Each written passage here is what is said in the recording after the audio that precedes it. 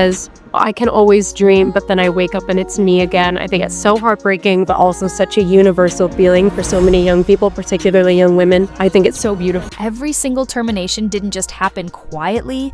It came after Rachel herself picked up the phone and made the call.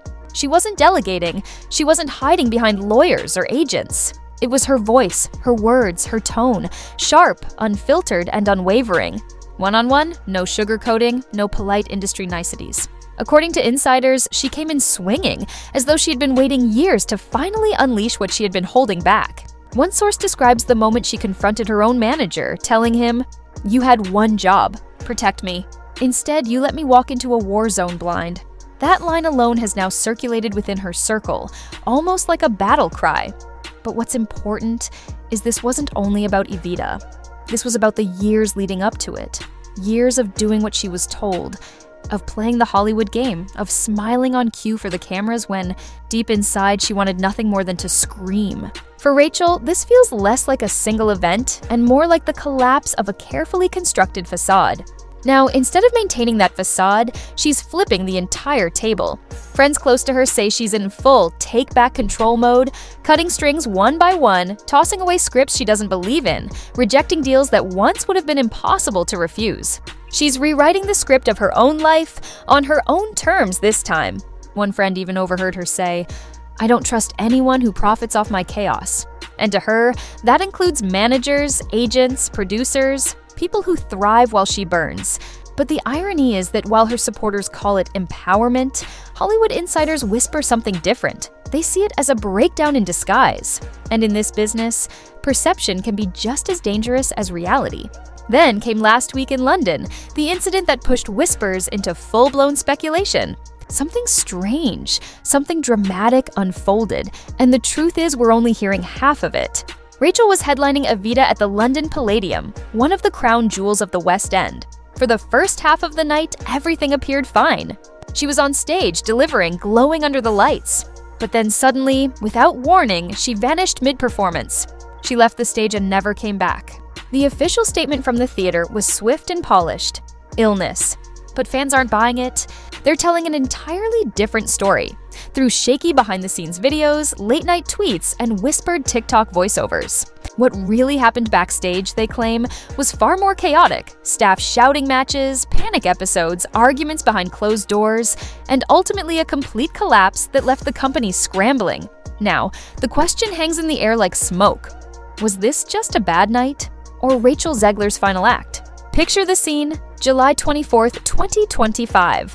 In London's elite West End theatre district, the beating heart of European stage performance. At the iconic London Palladium, Rachel was playing Eva Peron, a role that could have marked her redemption. This was supposed to be her triumphant return, the performance that would prove she was more than a controversial Disney casting choice, more than the internet's favorite target. It was her chance to silence critics and showcase a depth that went beyond Hollywood's shallow headlines. But that's not what happened. Instead, Rachel couldn't even finish her show. And let's be clear, we're not talking about a lost line or a minor coughing fit.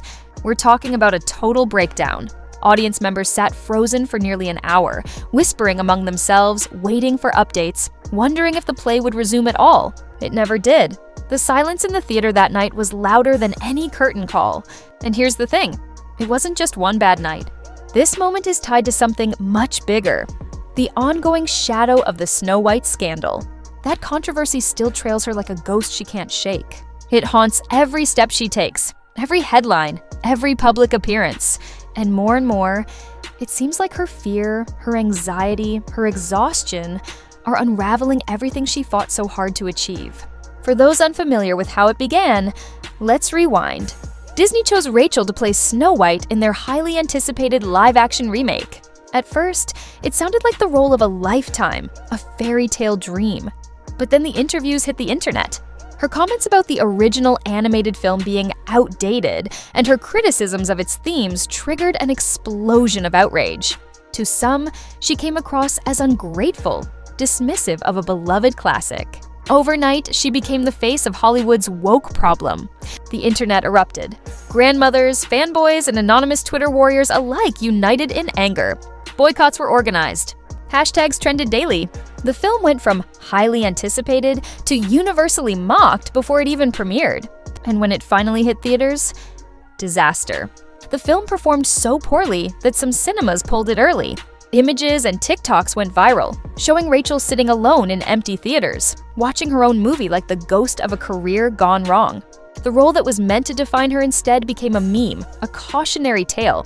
Now, with Evita unraveling on stage, fans, critics, and Hollywood executives alike are staring at the same question. Is Rachel Zegler clawing back control of her career, rewriting her narrative? Or are we watching a very public breakdown in real time? Overnight, Rachel's public image flipped upside down. One day, she was the bright new Disney princess, hailed as the face of a beloved fairy tale. The next, she became one of the most criticized, even despised figures online. The backlash was brutal and relentless. And let's be honest, the pressure, the hostility, the constant negativity, it left scars. Insiders revealed that she sought out multiple therapists, desperate to cope with what had happened.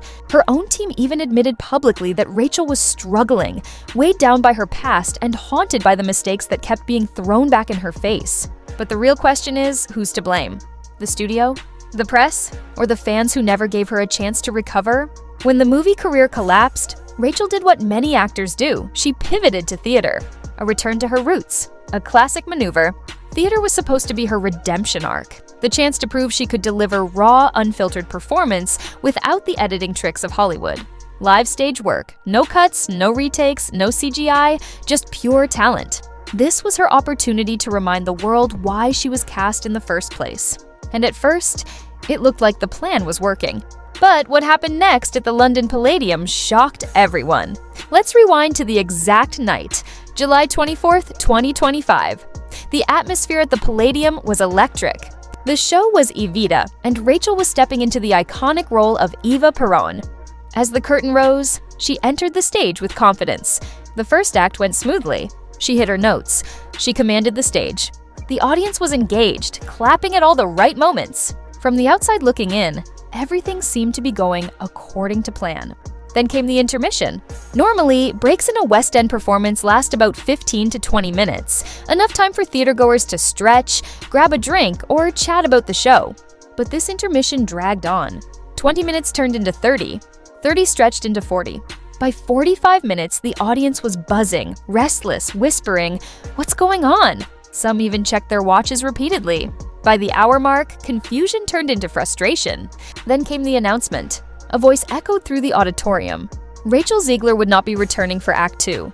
No explanation, no detail, no apology. Just a cold clinical statement. The show was over. And here's where it gets strange. Footage from earlier that night, captured by fans, shows Rachel looking perfectly fine before everything unraveled. She's smiling, radiating confidence, booing after the first act to roaring applause. She doesn't look sick. She doesn't look distressed. If anything, she looks like she's on top of her game.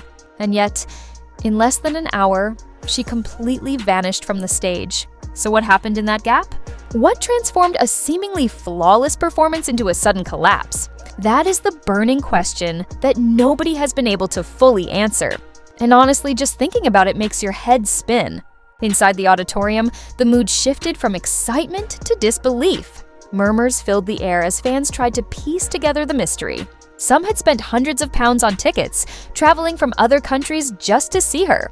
And then, nothing. No Rachel, no explanation. Just disappointment. Rachel, no explanation. Just disappointment. See, I just talked to Josh for a couple hours. What's going on? I had so much fun with Marissa today. She's the love of my life. She was working. Imagine being there, sitting in that red velvet seat, waiting for the second act, expecting a grand entrance, only for the curtain to rise without its star. The sense of confusion, frustration, even betrayal was overwhelming. And that's when the whispers started. Was it stage fright? A panic attack? A behind-the-scenes fight? Or something much deeper? The embarrassment, the disappointment, the sheer confusion. It spread through the audience like wildfire. Nobody knew what was happening, and that's often worse than a clear explanation. Rachel had vanished, and now the theater itself was facing a serious, high-stakes problem. When your leading actress, the face of the entire production, disappears mid-performance, the show doesn't just pause, it risks collapse. What do? How do you salvage the night? That's when another name entered the spotlight. Bella Brown. Bella wasn't just a random replacement. She was Rachel's understudy, already in the show earlier that evening, in a much smaller role as Perron's mistress. Imagine the scene backstage. Intermission is dragging on, panic is in the air, and suddenly Bella gets the call of her life. She's told point blank that she has to save the entire production. Hundreds of people are in the audience, whispering, checking their watches, waiting impatiently. And now, this relatively unknown actress has to step into the role of Eva Perron at the most critical moment. And it gets worse. Bella wasn't just stepping into any scene. She had to open Act 2 with the musical's most iconic number, Don't Cry for Me, Argentina. One of the most famous songs in theater history. A piece so emotionally charged and vocally demanding that even seasoned stars struggle with it. And Bella had to perform it cold, from the balcony, in front of a restless audience still wondering why Rachel had vanished. Talk about pressure. The official statement from the theater was polite, simple, and vague. Rachel had left because she was ill. But come on, fans weren't buying it. Audiences aren't stupid. Almost immediately, theories started spreading online, with people determined to uncover what had really happened backstage. Some claimed Rachel had clashed with crew members right before her disappearance. Tweets from that very night suggest she was seen storming through the wings, visibly upset, while others whispered about heated arguments. Real fans, posting in real time, insisted she looked distraught, even panicked. The rumor mill took off. The story that gained the most traction was that Rachel had become so overwhelmed, so anxious and furious about backstage tension that she simply couldn't return. And while nobody from the theater would confirm or deny anything, the sheer number of people repeating the same details online made it hard to dismiss entirely. After all, when multiple voices echo the same story, there's usually a kernel of truth buried somewhere. And honestly, it makes sense. For someone already under enormous pressure, with the lingering weight of the Snow White scandal crushing her daily, even the smallest conflict backstage could have been the final straw. Now here's where things take a fascinating turn. As I dug deeper, I uncovered 2 separate videos that capture Rachel's transformation in the aftermath of the Snow White disaster. Videos that may reveal more about her state of mind than any press release ever could. And the first clip? It comes from an interview she gave while preparing for Evita. Listen closely, because her speech patterns, her tone, even her choice of words say far more than she probably intended. From Rachel's own perspective, stepping onto the stage wasn't just another job, it was the fulfillment of a lifelong dream. In one interview, she admitted through trembling words, "This is something I've dreamed of my entire life. And so I hope that they know that their dreams are possible, because mine are, and I never thought they would be. So I'm deeply moved by it, and I hope that's what they take away." The exchange ended with the interviewer reassuring her, "You should be very proud of yourself," to which Rachel smiled softly, thanking them repeatedly. The moment even ended lightheartedly with a joke about sending her a t-shirt, but what stood out wasn't the humor, it was her tone. Take note of her caution. Each word is deliberate, measured, almost fragile. She seems like an entirely different person. Cautious, restrained, almost afraid to say something wrong. It's as if every sentence is filtered through the weight of past mistakes, as though one misstep could spark another storm of backlash. Contrast that with footage from just a few years earlier when she was giving interviews about Snow White. Back then, she was bold, confident, even cheeky in her critiques. In one viral interview, she described the 1937 animated original as very evidently outdated, dismissing its romantic storyline by saying her love story is with a guy who literally stalks her. Weird. So we didn't do that this time. She spoke without hesitation, without fear, unapologetically blunt. That version of Rachel was outspoken, self-assured, and unafraid to challenge tradition. Now, the difference is stark. Today she seems battle-worn, weary, and hyper-aware of every syllable. The contrast tells its own story. She has been through the storm, and it shows. What once looked like youthful confidence now feels replaced by guarded survival. And this isn't just speculation. According to multiple reports, Rachel's inability to finish Evita wasn't about illness. It was about the lingering trauma of the Snow White debacle. Think about that. A film that premiered months ago still has such a grip on her psyche that it disrupted a live performance. Experts in body language would have a field day here. They'd note how she once leaned forward when she spoke, Her gestures wide, her expressions animated. Today, she sits back, arms closer to her sides, eyes darting as though measuring reactions. That kind of psychological strain doesn't just vanish. It builds, it festers, and eventually something has to break. For Rachel, it seems the breaking point came on stage, when the pressure of performing collided with the unresolved weight of her past controversies. But here's where the story becomes complicated. Despite everything, Rachel isn't standing alone. In fact, some of the most powerful names in Hollywood are firmly in her corner. Pedro Pascal, now considered Hollywood royalty, has been a vocal supporter. He has attended her shows, cheered from the audience, and made his presence known. Rachel herself recalled with visible emotion, "He goes to bat for me in a way that I love so dearly. He got up and cheered at Rainbow High, which is when I first saw him." Think about that. Pedro Pascal doesn't hand out public support lightly. If he believes in someone, it means something. And it's not just A-list actors. Fans have rallied too. At one of her shows, a supporter presented her with a custom-made Loba doll, a gesture that demonstrated not only admiration, but genuine affection. These aren't casual gestures. They're signs that people still want her to succeed. Even within the music world, her name carries weight.